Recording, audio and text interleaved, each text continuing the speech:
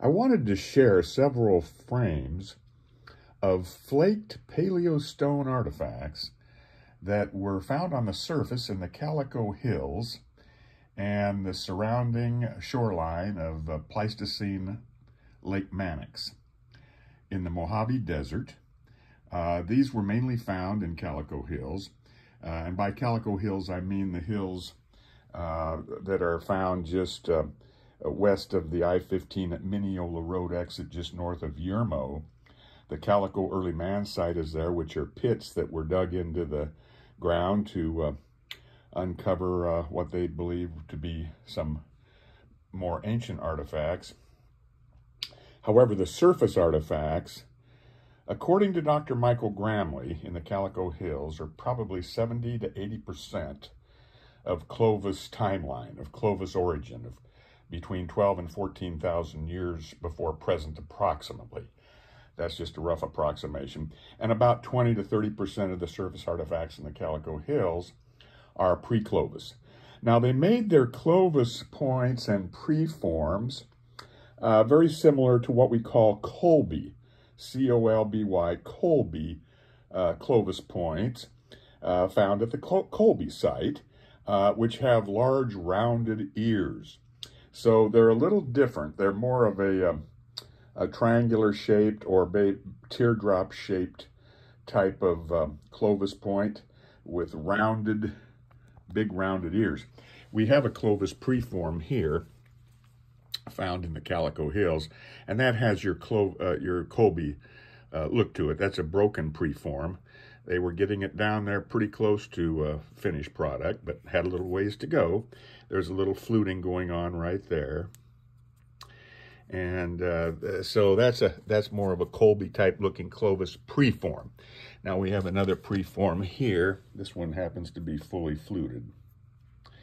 But again, it's that teardrop shape. That we find with the Colby points. And then we have this beautiful knife here. I believe it to be a Clovis type knife, could be a little earlier. The Calico Hills site, articles were written, one particular article stands out, written by Dr. Michael Gramley, called The Thick Lancelets and the Fluted Point Tradition. It's on ResearchGate. I think if you type in thick lancelets and the tradition of the fluted point, that I think Dr. Gramley is basically alluding to the fact that this Calico site and the Lake Manox shoreline sites are probably early transitional Clovis, probably some of the earliest Clovis that evolved from more of a stemmed point tradition, more of a early Lake Mojave, pre-Lake Mojave type tradition. In any event, this beautiful translucent knife was found by a colleague and fellow amateur archaeologist Joseph Gertner. And Joe found this knife about 40 years ago in 2 pieces with a little sliver missing. And we can see it's patinated white on this side, but it's a very beautiful translucent agate. Very nicely flaked. Very likely maybe pre or just right around Clovis period. Here's another triangular or teardrop shaped Clovis preform. A little bit of fluting going on right there. Plano convex. Beautiful agate material. Beautiful agate material. Now this comes from Harvard Hill, and that's a Clovis preform. I'm very confident. It's also a story stone, and there's an eye and a nose and a mouth of a face looking at us right there. And there are some mammoth images when held horizontally. But this is a Plano convex, undoubtedly a Clovis preform from Harvard Hill, what Dr. Gramley has labeled a presumed Clovis site, and has written articles about that. Here's a very nice cigar-shaped, I believe this to be a story stone effigy as well, but a very nice cigar-shaped knife from Calico Hills. Very interesting here with this stem here. That was likely hafted there.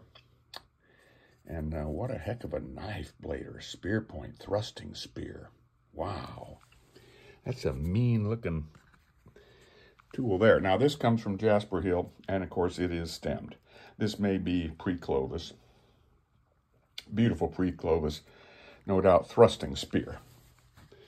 And here's another thrusting spear from Rosamond, and this is also stemmed here. That's also a stemmed spear point there from Rosamond. And then we have some more preforms here. This is quite a large preform from Calico Hills. That's a large Clovis preform right there. And you can tell it's never been used. It was left as an offering. It was probably made as an offering. And there's no usage wear on the edges there at all. So we know it wasn't used as a hand axe. Here's another one with no noticeable usage wear there either. So these, I believe, were left as preforms. This is also broken in half and glued. So it didn't quite make it to a finished product. And then we have this one here is kind of interesting. It's another one of these stemmed or lobed-based knives made out of translucent agate. These are all heavily, heavily patinated. These are likely preforms as well. Broken in ancient times.